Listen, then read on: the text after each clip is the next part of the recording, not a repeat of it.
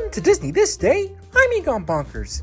And on this day in 2007, the Seas with Nemo and Friends Pavilion was dedicated at EPCOT. It replaced the Living Seas.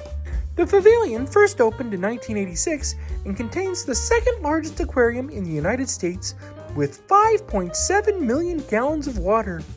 The transition from the Living Seas to Finding Nemo was the first time an animated film inspired an EPCOT pavilion.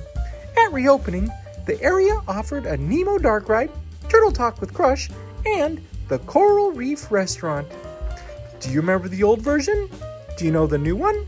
Which one's your favorite? Anyway, have a magical day.